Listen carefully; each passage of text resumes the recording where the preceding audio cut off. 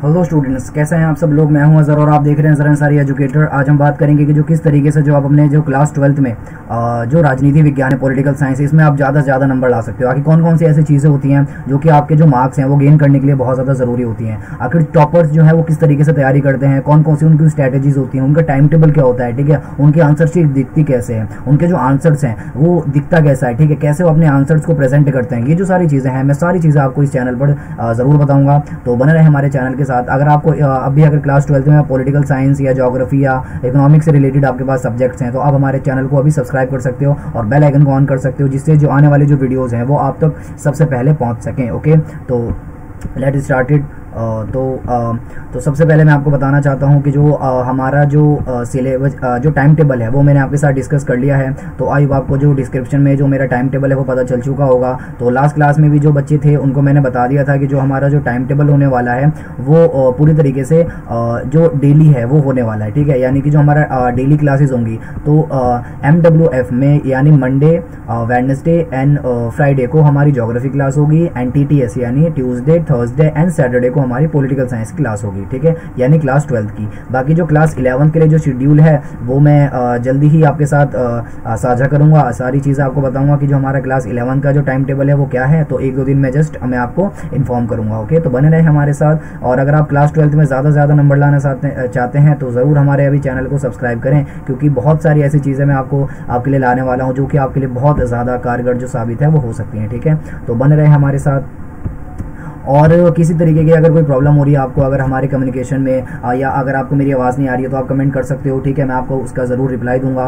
और जो भी चीज़ें हैं आप मुझे कमेंट बॉक्स में बताते रह सकते हो, मैं उसके ऊपर ज़रूर काम करूँगा। ओके, तो चलिए स्टार्ट करते हैं। तो सबसे पहले मैं बताऊंगा कि आखिर कौन कौन सी ऐसी चीज़ें होती हैं जो कि एक क्लास 12 स्टूडेंट्स के अंदर होनी चाहिए, ठीक है। एक 12th क्लास के स्टूडेंट के अंदर कौन सी चीज़ें होनी चाहिए, क्या एलिजिबिलिटी होनी चाहिए कि वो अपनी जो जर्नी है, ये जो 90 क्रॉस करने की यानी 100 तक रीच करने की जो जर्नी है, इसके लिए एक स्टूडेंट के अंदर कौन कौन सी चीज़ें होनी चाहिए। तो समय समय पर मैं आपको बहुत ज़्यादा जो टिप्स है वो देता रहूँगा। आज है कि आप अवेयर रहें, ठीक है, यानी कि आप अवेयर रहें, यानी कि जागरूक रहें, यानी कि आप बिल्कुल भी ये ना सोचें कि मैं कल कर लूँगा, परसों कर लूँगा, ठीक है, ये एंड टाइम में कर लूँगा, आरसी तो है ये तो रीड करके भी हो जाएगा। इस तरीके से अगर हम करेंगे तो हमारे जो चांसेस हैं अच्छे नंबर लाने के वो बहुत ज़्यादा कम हो जाएंगे। ऐसा क्यों सर? क्योंकि एंड टाइम में हम जो पढ़ते हैं ना फॉर्मली ऊपर से जो सारा डाटा है वो एग्जामिनेशन में जब घुमाकर जो क्वेश्चंस आते हैं उसमें हम जो सारे जो हमारी स्ट्रेटेजीज वो बेकार हो जाती हैं और हम पता ही नहीं चल पाता कि हमें लिखना क्या है, किस तरीके से लिखें, कैसे प्रेजेंट करें, हम सारी चीज़ें भूल जाते हैं। और क्योंकि हमने जो सारा है मिक्स रूप से पढ़ा होता है, तो बिल्कुल भी ऐसा ना करें कि मतलब आसान सब्जेक्ट्स हैं तो हम उन्हें एंड में पढ़ेंगे अभी से, बल्कि जो इजी सब्जेक्ट्स हैं उन लोगों को आप अपना इतना बेहतर बना लीजिए ताकि वो इनके आप इतने चैप्टर जो आपके मजबूत हो जाएं कि उसके अंदर तो आपका 1 मार्क है ना, 1 मार्क भी बिल्कुल भी डिडक्ट ना हो। कोई भी एक रीजन ना दें टीचर को कि वो आपका 1 मार्क भी काट सके, ठीक है। तो इसीलिए जो इजी सब्जेक्ट्स हैं इसी में तो आप बिल्कुल भी 1 मार्क भी ना डिडक्ट करें। बाकी जो मुश्किल सब्जेक्ट्स हैं उसमें आप ज्यादा नंबर लाने की कोशिश करें। तो उनके लिए भी जो स्ट्रेटेजीज है मैं आपको इस चैनल पर जरूर प्रोवाइड करूंगा। तो आज हमारी जो क्लास है वो पॉलिटिकल साइंस की क्लास है, राजनीति विज्ञान की, ठीक है। तो मैंने आपको बताया सबसे पहले तो आपको अवेयर रहने की जरूरत है, ठीक है, क्योंकि बहुत ज्यादा ऐसे बच्चे होते हैं जो कि मतलब सोचते हैं कि जी कल कर लेंगे और परसों कर लेंगे। तो टाइम टेबल बनाना ना भूले बिल्कुल भी, क्योंकि टाइम टेबल बहुत ज्यादा जरूरी है, ठीक है। तो बहुत अभी स्टार्टिंग में बहुत लंबा टाइम टेबल आपको बनाने की जरूरत नहीं है, जस्ट 1 या 2 घंटे का जो आप टाइम टेबल है वो बना सकते हो, ठीक है। और जो पढ़ने का सबसे अच्छा टाइम होता है जो मैं मानता हूँ वो होता है सुबह उठने के 1-2 घंटे बाद तक और सोने के 2-3 घंटे पहले तक, ठीक है। ये जो टाइम होता है पढ़ने के लिए बहुत ज्यादा अच्छा टाइम होता है। तो आप इसी में से किसी भी टाइम में आप जरूर जो अपनी स्टडीज है वो करना स्टार्ट करें और बिल्कुल भी जो इसमें है लापरवाही ना बरतें। जो चैप्टर्स हैं डेली एक चैप्टर का जो रीड करने का जो टाइम है वो बनाइए, ठीक है, यानी कि डेली मुझे जो थ्योरेटिकल सब्जेक्ट्स हैं उन्हें 1 चैप्टर डेली जरूर रीड करना है, ठीक है। तो इससे जो आपके जो सिलेबस है वो बहुत ज्यादा कम होता रहेगा और जो जल्दी आपका जो रिविजन है वो बहुत जल्दी हो पाएगा। बाकी आप जब मेरी वीडियोस देख लेंगे और सेल्फ रीड कर लेंगे तो जो सारा जो बिल्कुल भी कोई भी डाउट है वो बिल्कुल भी बचेगा नहीं, ठीक है। बाकी आप कमेंट बॉक्स में कमेंट करके आप कोई भी जो अपने डाउट्स हैं वो कमेंट कर सकते हो। सकते हो, जिससे कि मैं जो उसका रिप्लाई है वो जरूर दूंगा और आपका जो अपनी क्वेरीज हैं उनको सॉल्व कर सकते हो। ठीक है, तो ये भी बहुत अच्छा तरीका है। तो आप भी जरूर ऐसा करें कि अपने एक टाइम टेबल बनाएं। ठीक है, डेली 1-2 घंटे का टाइम टेबल बनाएं, इससे ज्यादा का भी ना बनाएं, बिल्कुल भी जरूरत नहीं है, क्योंकि जो रेगुलर हम चीजें करते हैं ना उससे हमें ज्यादा सक्सेस मिलती है। ठीक है, यानी कि हम बहुत ज्यादा ऐसे चीजें होती हैं जो कि हम हफ्ते में 2 हफ्ते में एक बार करते हैं, तो उससे हमें जो रिजल्ट्स हैं वो अच्छे पॉजिटिव रिजल्ट्स मिलना बहुत ज्यादा मुश्किल हो जाते हैं। अगर आपको किसी भी चीज से पॉजिटिव रिजल्ट चाहिए तो आपको उसके लिए ना रेगुलरिटी लानी पड़ेगी, ना कंटिन्यूटी लानी पड़ेगी, यानी कि डेली आप जब आप किस चीज को करेंगे तो आप उसमें बेहतर हो पाएंगे। ठीक है, तो डेली थोड़ा सा टाइम दीजिए, 1 या 1.5 घंटा, उसके बाद जो आप अपना जो मार्क्स है वो बहुत ज़्यादा गेन कर सकते हो। ओके, तो ये थी अवेयरनेस के बारे में और टाइम टेबल के बारे में। ठीक है, तो जब आप पढ़ने स्टार्ट करेंगे क्लास 12 की पॉलिटिकल साइंस, ठीक है, राजनीति विज्ञान, तो आपको इसमें ना 2 बुक्स दी जाती हैं पढ़ने के लिए। ठीक है, कितनी बुक्स दी जाती हैं आपको? 2 बुक्स दी जाती हैं पढ़ने के लिए।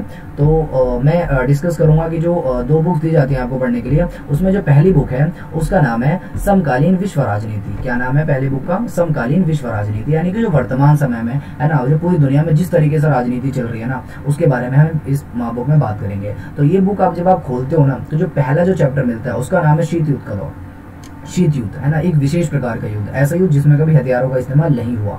इसी के बारे में मैं आपको बताऊंगा कि ऐसा युद्ध होता भी है क्या, कोई एग्जिस्ट करता है ऐसा युद्ध जो कि जिसमें कभी हथियारों का इस्तेमाल ही ना हुआ हो। कौन से 2 पक्ष थे जिनके बीच में ये शीत युद्ध हुआ? ठीक है, कैसे कैसे उन्होंने एक दूसरे को हराने के लिए स्ट्रेटेजीज बनाई, भारत इसमें शामिल था या नहीं था, इसके बारे में मैं आपको बताऊंगा। ठीक है, गुटनिरपेक्षता क्या होता है इसके बारे में मैं बताऊंगा। तो ये जो सारी चीजें हैं शीत युद्ध के बारे में, बहुत ही इंटरेस्टिंग चैप्टर है, बहुत ही मजा आएगा आपको ये वाला जो चैप्टर है वो क्लियर करने में। तो जरूर बने रहे, बहुत अच्छी एक्सप्लेनेशन देने वाला हूँ। जो नेक्स्ट क्लास है उसमें जो हम शीत युद्ध का दौर पहला चैप्टर ही जो है वो कवर करूंगा। ओके, तो बने रहे हमारे साथ। जो सेकंड चैप्टर है उसमें आप 2 ध्रुवीयता गान पढ़ोगे, यानी कि जो शीत युद्ध में जो 2 अलग अलग महाशक्तियां थी, जो कि पूरी जो दुनिया है वो 2 अलग अलग भागों में बटी हुई थी, उसमें से एक महाशक्ति का हार जाना, अंत हो जाना, उसका विघटन हो जाना। तो मैं आपको उस चैप्टर में बताऊंगा कि कौन थी वो महाशक्ति जिसका विघटन हो गया और कौन थी वो जिसका जो शासन है वो हुआ, यानी कि उसमें जिसको जीत मिली, यानी कि जिसका विघटन नहीं हुआ। ठीक है, तो जो तीसरे चैप्टर में आप पढ़ोगे कि जो समकालीन विश्व में अमेरिकी वर्चस्व, यानी कि जो वर्चस्व मतलब होता है दादागिरी। ठीक है, एक तरीके से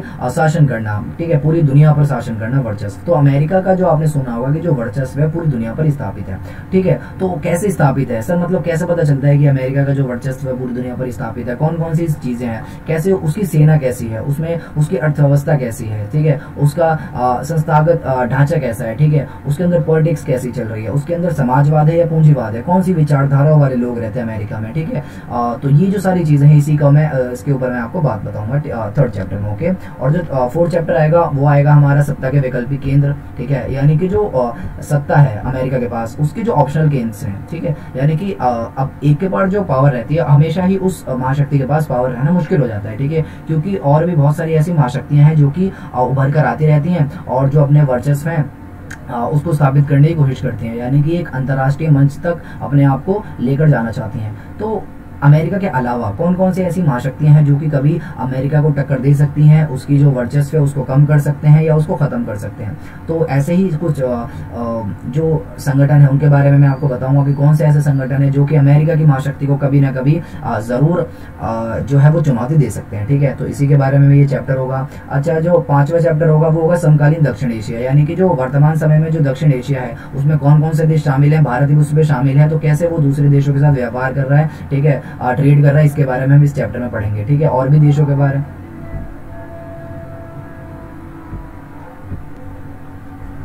ओके, तो जो हमारा अध्याय नंबर 6 होगा उसके अंदर हम बात करेंगे कि जो अंतर्राष्ट्रीय संगठन है, ठीक है, क्या होता है अंतर्राष्ट्रीय संगठन? आपको पता है ऐसे बहुत सारे हमारे दुनिया में मुद्दे हैं जिसका समाधान एक देश मिलकर अकेले नहीं कर सकता। सर कौन कौन से होते हैं ऐसे मुद्दे जो कि मतलब एक देश अकेले उनका समाधान नहीं कर सकता?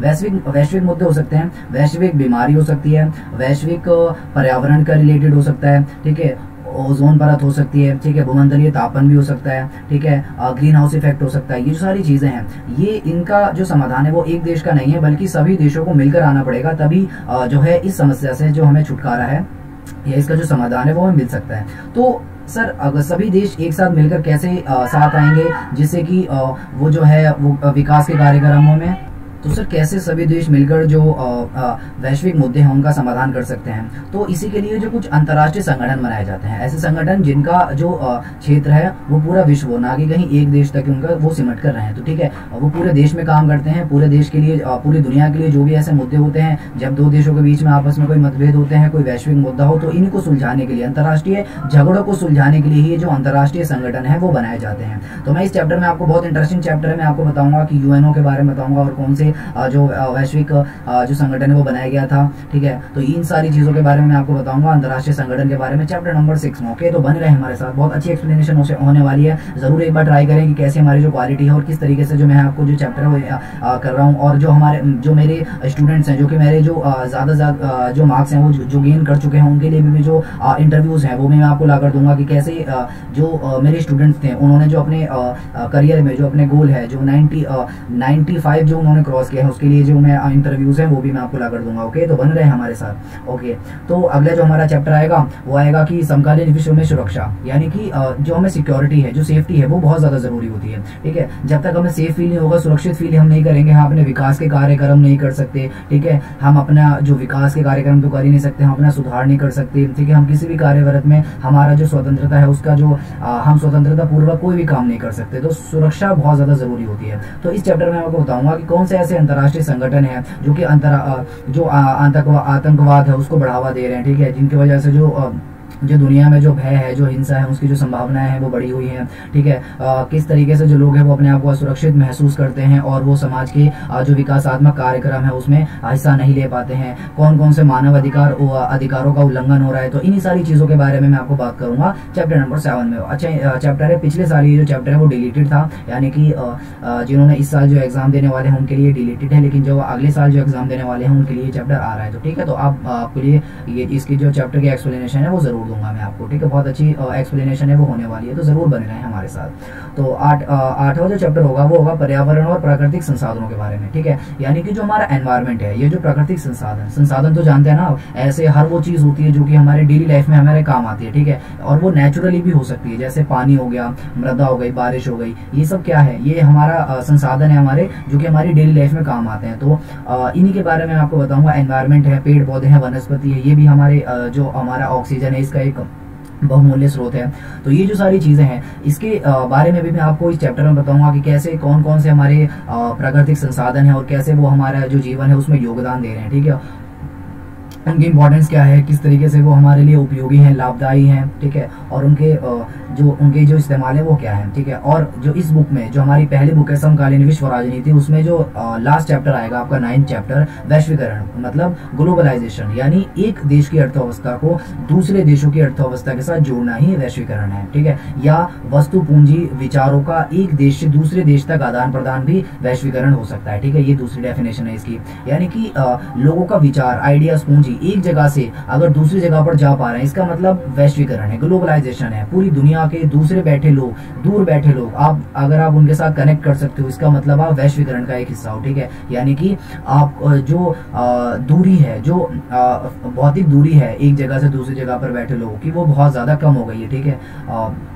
तो ये इन चीजों के बारे में मैं आपको बताऊंगा। इंपॉर्टेंट क्वेश्चन आते हैं इस चैप्टर में से कि वैश्वीकरण के आर्थिक प्रभाव बताइए, राजनीतिक प्रभाव बताइए, सामाजिक प्रभाव बताइए। 95% चांसेस है कि ये तीनों में से कोई ना कोई क्वेश्चन आएगा लॉन्ग में 6 नंबर में। ठीक है, तो कितना इंपॉर्टेंट है, तो जरूर इसकी जो एक्सप्लेनेशन है वो आप सुनना चाहेंगे तो जरूर हमारे साथ बने रहें। अगर आप सारे चैप्टर की एक्सप्लेनेशन एक एक करके सुनना चाहते हैं तो हमारे चैनल को अभी सब्सक्राइब करें और बेल आइकन को ऑन करें, ताकि जो सारी वीडियोज है वो आपको आसानी से मिल सकें। ओके, और कोई भी प्रॉब्लम है, अगर आपको लिसनिंग की या वीडियोज में कोई प्रॉब्लम आ रही है, देखने में टेक्निकल कोई प्रॉब्लम आ रही है, तो आप हमारे साथ जो कमेंट कर सकते हो, जिससे कि उसके ऊपर जो समाधान है उसका जरूर कर दिया जाएगा।